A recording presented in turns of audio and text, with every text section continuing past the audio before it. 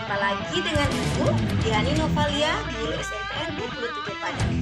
Pada pertemuan kali ini, Ibu akan membahas mengenai struktur teks laporan hasil observasi. Sebelum pelajaran kita dimulai, alangkah baiknya kita terlebih dahulu berdoa agar nanti pelajaran yang kita dapat bisa kita aplikasikan dalam kehidupan sehari-hari. Baiklah, Ananda semuanya, setelah selesai berdoa, kita akan mulai pelajaran mengenai struktur teks laporan hasil observasi. Apakah sudah siap belajar dengan Ibu? Insya Allah siap ya. Kalau sudah siap, cekidot. Baiklah Ananda, kita langsung masuk pada materi yang akan Ibu bahas tadi, yaitu mengenai struktur teks laporan hasil observasi.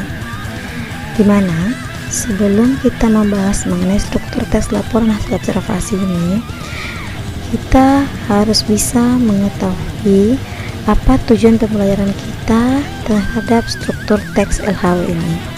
Setelah nanti Ananda mempelajari teks LHO ini, Ananda harus mampu menelaah struktur teks laporan observasi berupa buku pengetahuan yang dibaca atau diperdengarkan.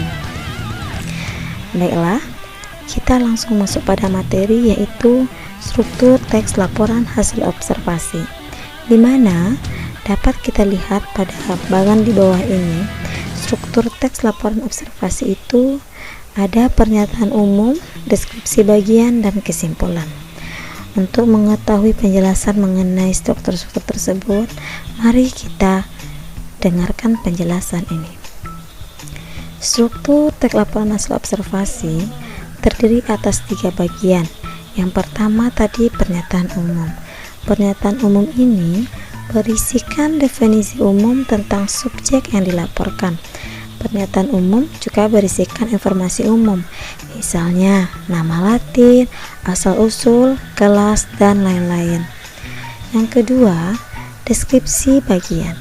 Deskripsi bagian ini berisikan perincian hal-hal yang dilaporkan, misalnya hal yang dilaporkan berupa binatang, berarti dia mencakup ciri fisik binatang, habitatnya di mana, perilakunya bagaimana, dan lain-lain sebagainya. Sementara jika yang dilaporkan itu adalah tumbuhan, maka perinciannya adalah ciri fisik bunga, akar, buah, atau perincian lainnya. Yang ketiga, kesimpulan. Kesimpulan itu berisikan ringkasan umum dari hal yang dilaporkan.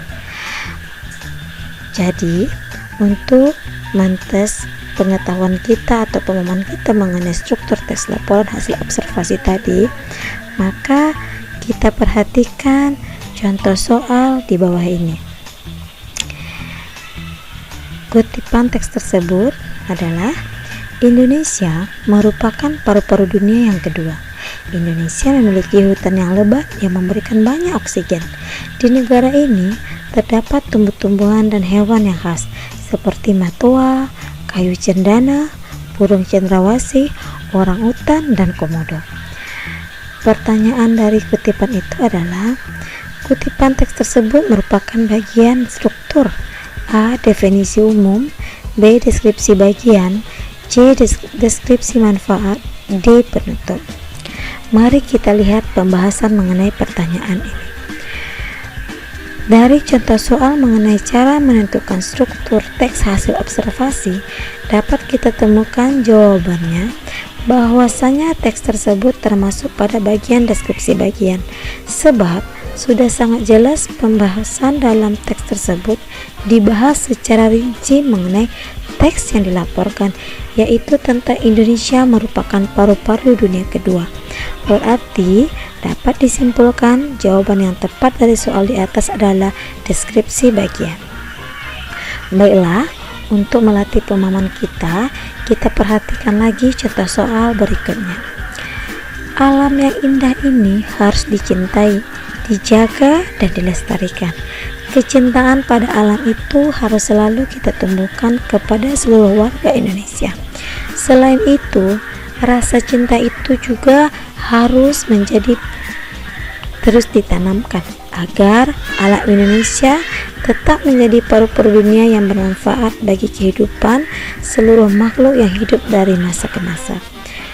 Kutipan teks tersebut merupakan bagian struktur A. Definisi umum, B. Deskripsi bagian, C. Deskripsi klarifikasi, D. Simpulan.